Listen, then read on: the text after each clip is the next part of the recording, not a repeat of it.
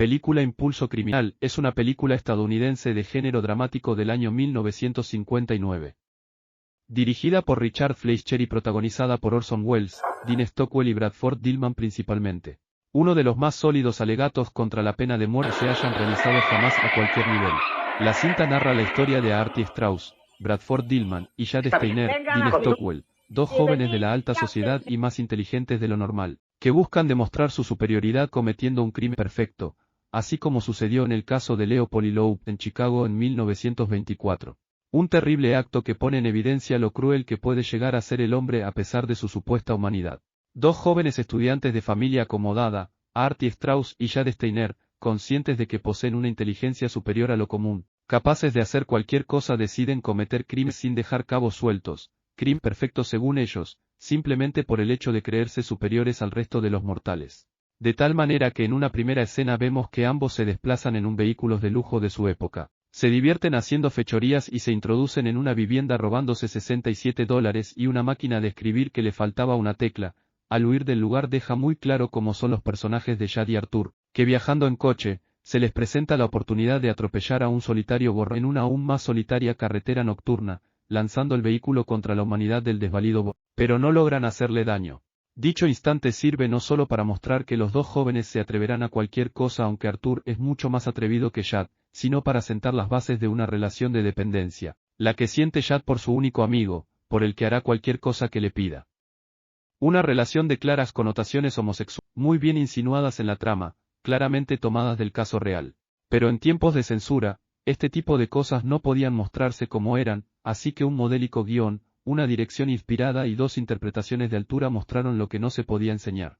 Posteriormente ambos planifican un crimen sensacionalista y es cuando deciden secuestrar y asesinar golpes a un niño llamado Paul Kessler. Hemos recibido un informe acerca de un niño que se ahogó en una alcantarilla del parque. Solamente porque consideran que su intelecto superior les da una categoría diferente al resto del mundo y que son capaces de cometer el crimen perfecto. Pero en la escena de quedó como prueba unas gafas o lentes que se le cayeron a uno de los jóvenes, precisamente en un descuido cometido por Chad, quien en el momento del asesinato deja caer sus lentes sobre el cadáver, dejándolos allí, los cuales son descubiertos por Sid Brooks, que trabaja en el periódico El Globo al momento que va a la morgue en busca de noticias y elementos sensacionales, y al ver allí sobre la cama el cadáver, levanta la sábana y pudo ver los lentes de color negro, los toma y trata de ponerlos en la cara del joven muerto Paul Kessler, pero se da cuenta que no le quedan, percatándose que esos lentes no pertenecían a la víctima, siendo estos una pista para descubrir al asesino, que luego fueron recuperados por la policía como evidencia fundamental para la investigación. La investigación se desarrolla con total normalidad y en un principio nadie duda de la honorabilidad y reputación de los dos jóvenes, pues son de la alta sociedad y sus vidas se desarrolla dentro de la abundancia y todo tipo de lujuria y nada le falta,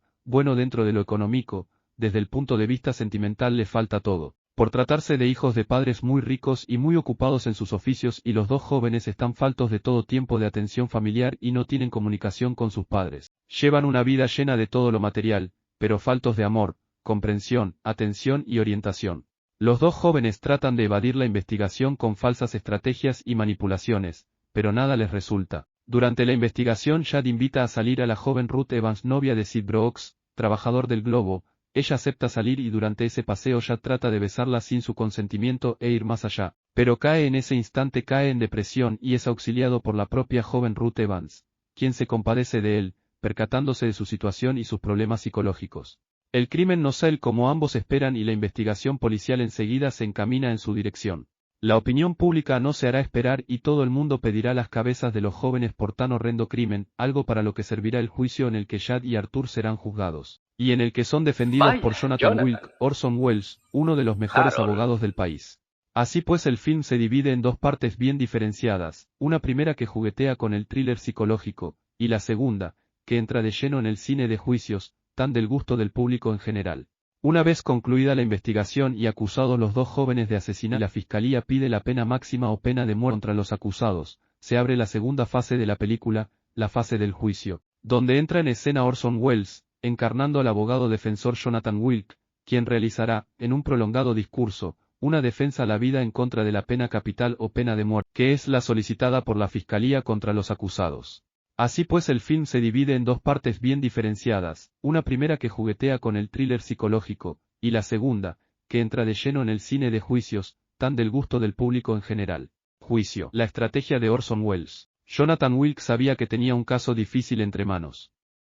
Sus clientes, Artie Strauss y Jade Steiner, habían confesado el asesinato, sin mostrar ningún remordimiento ni arrepentimiento. La fiscalía pedía la pena de muerte para los dos jóvenes, alegando que se trataba de un crimen premeditado, frío y cruel, motivado por una perversa filosofía de superioridad intelectual. El jurado estaba compuesto por 12 hombres, la mayoría de ellos padres de familia, que sentían repulsión y horror por los acusados. ¿Cómo podía Wilkes salvarlos de la horca? Wilkes decidió renunciar al juicio con jurado y optar por un juicio con juez. Sabía que el jurado estaba demasiado influenciado por las emociones y los prejuicios, y que no iba a escuchar sus argumentos con objetividad. En cambio, confiaba en que el juez podía ser más razonable y justo, y que podía apelar a su sentido de la ley y la justicia. Wilkes también sabía que el juez era un hombre religioso, y que podía usar eso a su favor. Wilkes no intentó negar la culpabilidad de sus clientes, sino que se centró en explicar las causas y las circunstancias que los habían llevado a cometer el crimen.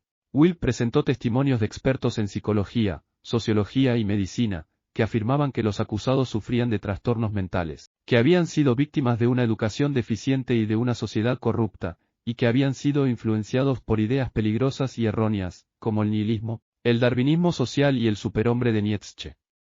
Wilkes trató de mostrar que sus clientes eran más dignos de compasión que de odio, y que necesitaban tratamiento y rehabilitación, no castigo y venganza. Wilkes es un abogado ateo, pero apeló a la moral y a la religión del juez, argumentando que la pena de muerte era contraria a los principios cristianos y a los valores humanos. Wilkes citó pasajes de la Biblia, de la Declaración de Independencia y de la Constitución, que defendían el derecho a la vida, la libertad y la búsqueda de la felicidad. Wilkes afirmó que la pena de muerte no era una solución, sino una barbarie, y que solo servía para perpetuar el ciclo de violencia y odio.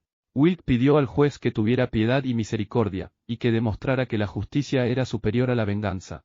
Wilkes concluyó su alegato con un emotivo discurso, en el que apeló a la conciencia y al corazón del juez. Wilkes dijo: «Estos chicos mataron. ¿Por qué? No lo sé. No lo sabe nadie. Pero yo sé que no lo hicieron por odio.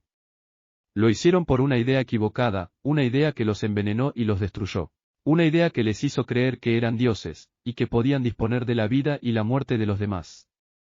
Una idea que les hizo perder el sentido de la realidad, de la moral, de la humanidad.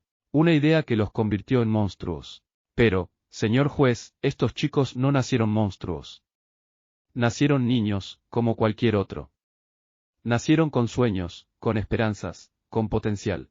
Nacieron con un alma, con una chispa divina, que algún día podría haber brillado. Pero algo salió mal. Algo los torció, los desvió, los corrompió. Algo los hizo olvidar quiénes eran y qué podían ser. Algo los hizo matar. ¿Y qué vamos a hacer ahora? Vamos a matar a ellos. Vamos a apagar esa chispa divina que aún queda en ellos. Vamos a negarles la posibilidad de redimirse, de arrepentirse, de cambiar. Vamos a convertirnos en lo que ellos fueron, en hacer sin piedad ni compasión. Vamos a renunciar a nuestra humanidad, a nuestra dignidad, a nuestra fe. Señor juez, yo no le pido que perdone a estos chicos. Yo no le pido que los absuelva. Yo no le pido que los libere. Yo solo le pido que los deje vivir, que les dé una oportunidad, por remota que sea, de recuperar algo de lo que perdieron. Que les dé una oportunidad, por pequeña que sea, de demostrar que aún son humanos. Que les dé una oportunidad, por mínima que sea, de salvar sus almas. Señor juez, yo le pido que haga justicia. Pero no una justicia ciega, sorda y muda, que solo sabe de leyes, de números y de letras. Una justicia que solo sabe de culpa y de castigo, de sangre y de dolor. Una justicia que solo sabe de muerte. Yo le pido que haga una justicia diferente. Una justicia que sabe de razones, de circunstancias y de contextos. Una justicia que sabe de causas y de efectos, de responsabilidades y de consecuencias. Una justicia que sabe de vida. Yo le pido que haga una justicia humana. Una justicia que sabe de sentimientos, de emociones y de pasiones. Una justicia que sabe de amor, de alegría y de tristeza, de esperanza y de desesperación. Una justicia que sabe de compasión. Yo le pido que haga una justicia divina. Una justicia que sabe de principios, de valores y de ideales. Una justicia que sabe de verdad y de bondad, de belleza y de santidad. Una justicia que sabe de misericordia. Señor juez, yo le pido que haga justicia. Pero no una justicia que mata, una justicia que salva.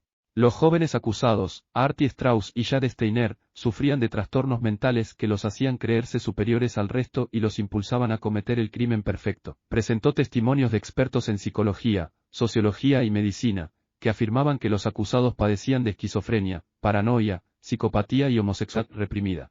Wick argumentó que sus clientes eran más dignos de compasión que de odio, y que necesitaban tratamiento y rehabilitación.